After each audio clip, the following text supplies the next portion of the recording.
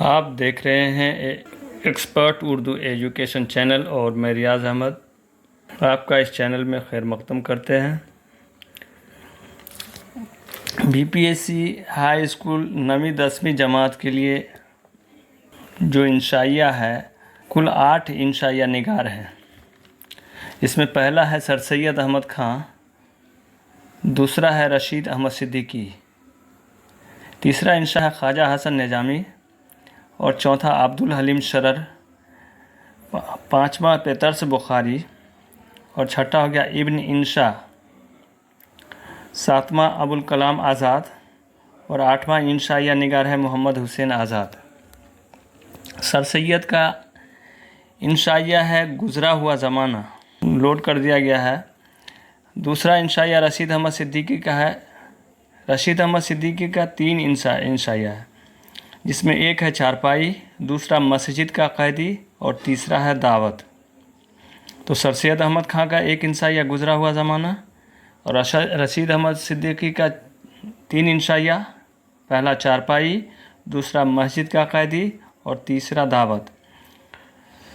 تیسرا انشائیہ نگار ہے خواجہ حسن نظامی اور ان کا انشائیہ ہے اوس اور دوسرا ہے مچھر۔ چوتھا انشائیہ نگار ہے عبدالحلیم شرر اور ان کا انشائیہ ہے مغرور جوتا۔ پانچواں انشائیہ نگار ہے پیترس بخاری اور ان کا انشائیہ ہے مرحوم کی یاد میں۔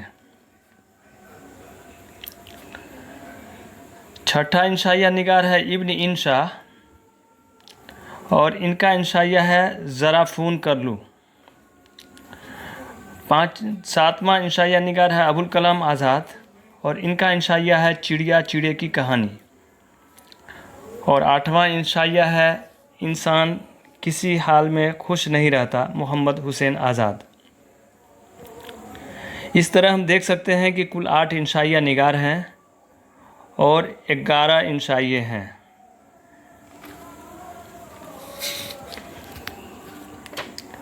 گزرا ہوا زمانہ اور چارپائی، سر سید احمد کا گزرا ہوا زمانہ اور رشید احمد صدیقی کا چارپائی اور خواجہ حسن نظامی کا اوس، یہ تینوں ویڈیو اپلوڈ ہو چکا ہے۔ اور آج ہم جو شروع کرنے والے ہیں وہ رشید احمد صدیقی کا مسجد کا قیدی، یہ نئی آواز کتاب 11ویں جماعت میں شامل ہے۔ تو چلیے اس ویڈیو کو شروع کرتے ہیں۔ احمد صدیقی، رشید احمد صدیقی جونپور کے رہنے والے تھے۔ انہوں نے علی گڑھ مسلم یونیورسٹی سے MA کیا اور اسی یونیورسٹی کے شعبہ اردو میں تدریس سے وابستہ ہو گئے۔ رشید احمد صدیقی کا شمار اردو کے مقبول و معروف انشا پردازوں میں ہوتا ہے۔ وہ ایک صاحب طرز نثر نگار تھے۔ انہوں نے خالص مزاح کی ایک قابل قدر مثال قائم کی ہے۔ انہی بات سے بات نکالنے کا غیر معمولی ہنر آتا ہے۔ رشید احمد صدیقی کو بات سے بات نکالنے کا ہنر بخوبی آتا ہے۔ طنز ان کے مضامین میں آٹے میں نمک کی حیثیت رکھتے ہیں۔ ان کے ہاں طنز جو ہے مضامین میں آٹے میں نمک کی حیثیت رکھتے ہیں، مطلب ان کے پاس کوئی بھی حیثیت نہیں رہتا ہے طنز میں، مضامین طنز جو ہے ان کے مضامین میں کوئی بھی حیثیت نہیں رکھتا ہے۔ وہ رشید احمد صدیقی کوئی حیثیت نہیں دیتے ہیں۔ رشید صاحب نے کئی قابل ذکر شخصیتوں پر خاکے بھی لکھے ہیں۔ ان خاکوں کی سب سے بڑی خوبی ان کی شگفتہ بیانی ہے۔ ہم نفساں رفتہ رفتہ ان کے خاکوں کا مجموعہ ہے۔ مضامین رشید، گنج ہائے گرامائے، خنداں وغیرہ ان کے مضامین کے مجموعے ہیں۔ مسجد کا قیدی، بچوں بہت دن کی بات ہے جب میں تم سے بھی چھوٹا تھا، شاید تمہارے چھوٹے بھائی کے برابر۔ میرا خیال ہے کہ میں نے شرارت کبھی نہیں کی، لیکن تم سے کیا چھپانا، بے وقوفیاں البتہ ایسی کی ہیں کہ اور تم بھی میرے بے وقوفی پر ہنس پڑو گے، اور ہنس نہ سکو تو سمجھ لینا کہ بوڑھا ہونے پر بھی میں بے وقوف ہی رہا، جو تعجب کی بات نہیں۔ یا پھر تم بچے سے زیادہ بوڑھے ہو اور افسوس کی بات ہے، کیا ہنسنے کے لیے तुम मुझे भी बड़े बेवकूफ़ के मुंतज़िर हो। हंसने के लिए किसी बेवकूफ़ का इंतज़ार करना भी हंसी की बात नहीं। बाज़ लोग ऐसे भी होते हैं जो कभी किसी पर नहीं हंसते। ये ऐसे बदकिस्मत है कि इत्तेफाक से ये हंस पड़ें और दूसरे उन पर हंसने लगते हैं। कुछ लोग हंसी में उनको फ़लसफ़ी कहते हैं, लेकिन मुझे इन बातों से क्या मतलब कि कौन फ़लसफ़ी है। मुझे तो सिर्फ इतना मालूम कि बच्चे फ़लसफ़ी नहीं होते। मैं बेवकूफ़ हूँ, लेकिन इसलिए अक्लमंदी सीखने के लिए लोग मेरे पास आते हैं। बच्चों, तुम बड़े होगे तो तुमको ऐसे बहुत से अक्लमंद मिलेंगे जिन्होंने बेवकूफ़ों से बेवकूफ़ी सीखी। मैंने शरारत कभी न की, इसलिए माँ बाप के हाथ कभी पिटा नहीं, लेकिन बेवकूफ़ी के सिलसिले में मुझे बाज़ ऐसी सज़ाएं भुगतनी पड़ी कि तुम सुनकर हंस पड़ोगे। मैं जहाँ रहता था उसके करीब ही एक टूटी मस्जिद थी, जिसमें बहुत से चमगादड़ तपस्या में उल्टे लटके रहते थे। कुछ बे टोटी के लोटे जहाँ तहाँ रुकू और सुजूद में नज़र आते थे। किसी ज़माने में मस्जिद के गिर्द अहाता भी था, जिसकी दीवारें गिर चुकी थी। सामने का दरवाज़ा कायम था, जिसमें किवाड़ और कुंडी भी थी। घर का एक मुलाजिम था, फजलू, नहायत दुबला पतला। उसके हाथ में ऐसी लकड़ी से बने मालूम होते थे जिन पर से सूखी छाल इलादा न की गई हो, खामोश झुका हुआ, बिल्कुल इसी टूटी मस्जिद के मानंद। कभी कभी मैं इसे पसंद भी करता था, लेकिन आगे चलकर तुम्हें मालूम होगा कि इससे क्यों बेजार हो गया। वालदा की ताकीद थी, बड़े भाई का नाम न लिया करो। उस ज़माने में अपने से बड़े भाई का नाम लेना और रिश्ते या ताज़ीम का कोई लफ्ज़ शामिल न करना बदतमीज़ी के ख्याल किया जाता है। बड़े भाई का प्यार का नाम समना था, और ये इंशाइया का किरदार निगारी में आ सकते हैं कि बड़े भाई का प्यारा नाम क्या था, तो उनका नाम समना था। अक्सर गुस्से में उनको समना कह देता। उसकी शिकायत होती तो माँ बाप मुझे समझाते और बुरा भला कहते। चुनांचे मालूम नहीं क्यों ऐसे कैसे मैं ये समझने लगा कि समना नाम नहीं बल्कि कोई गाली या बदतमीज़ी है। एक दिन भाई साहब की शिकायत करने माँ के पास पहुँचा। बेवकूफ़ होने के अलावा मैं कमज़ोर और मरीज़ भी था, इसलिए हर शिकायत रोकर पेश करता यही नहीं बल्कि रोता ज़्यादा और शिकायत कम करता। वालिदैन समझने लगे कि जब तक मैं रोने का कोर्स पूरा ख़त्म न कर लूँगा, मतलब की बात ज़ुबान पर न आने दूँगा, इसलिए मेरे रोने की तरफ मुतवज्जा न करते। इस सलूक से ज़ाहिर है कि मुझे और ज़्यादा रोना पड़ता। रोने में मेरा कुछ बिगड़ता न था, और ज़ाहिर है कि इस तरह रोने से मैं किसी और का भी कुछ न बिगाड़ सकता। इसलिए मेरे रोने की मुद्दत हमेशा बढ़ती रही, लेकिन जल्द ही मुझ पर यह भेद खुला और आंखें खुली। मैं आंखें बंद करके रोता था कि इस तरह रोते रहने से इतनी देर लग जाती है कि शिकायत करना ही भूल जाता हूँ। इस तरह न जाने कितनी मेरी मासूम शिकायतों का खून हो रहा था और मुझे कान खबर न हुई। बावजूद उसके मैं काफ़ी ऊंचे सरों में रोता था। आखिर में मुझे कुछ ऐसा मालूम होने लगा कि मेरे रोने का ताल सुर ठीक न था, इसलिए मेरे रोने पर लोग हमदर्दी करने के बजाय हंसने लगते और पीठ पीछे हंसते, तो क्या कुछ बुरा भी न था। रोना तो उसका था कि आंखों में आंखें डालकर हंसते, इसलिए मैंने ख़ास तौर पर आंखें बंद करके रोना शुरू कर दिया। मैं ये नहीं कहता कि ताल सुर से रोना बेहतर है, मैं तो सिर्फ ये कहना चाहता हूँ कि किसी के रोने से हंसा अच्छी बात नहीं और किसी के हंसने पर रोना और ज़्यादा हंसी की बात नहीं। लेकिन मैं बेवकूफ़ हूँ, मेरी अपनी जिम्मेदारियाँ कम हैं कि मैं दूसरों के रोने हंसने पर देर तक सोचूं, और सोचने से यूं भी बेवकूफ़ हमेशा खसारे में रहता है।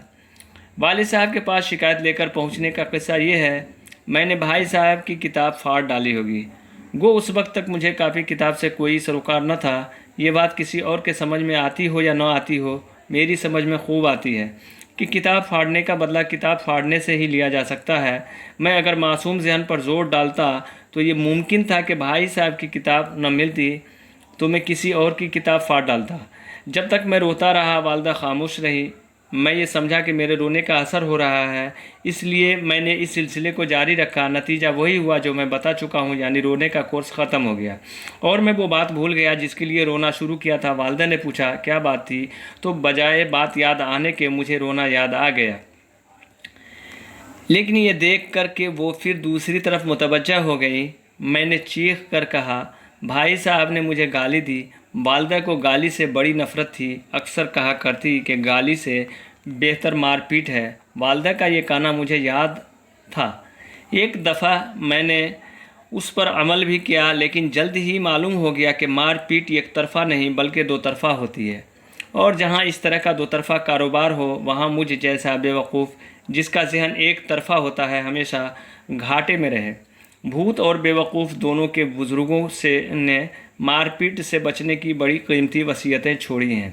بھائی صاحب بلا گئے اور ان سے جواب طلب کیا گیا۔ الزام سن کر وہ ہکا بکا رہ گئے۔ پھر بولے، انہی سے پوچھئے میں نے کب کون سی گالی دی ہے۔ میں نے ایک نعرہ لگا کر کہا۔ انہوں نے مجھے بڑے زور سے کہا، لیکن یہ دیکھ کر خود ہکا بکا رہ گیا کہ سارے گھر والوں نے میرے نعرے سے کہیں بلند قہقہا لگایا۔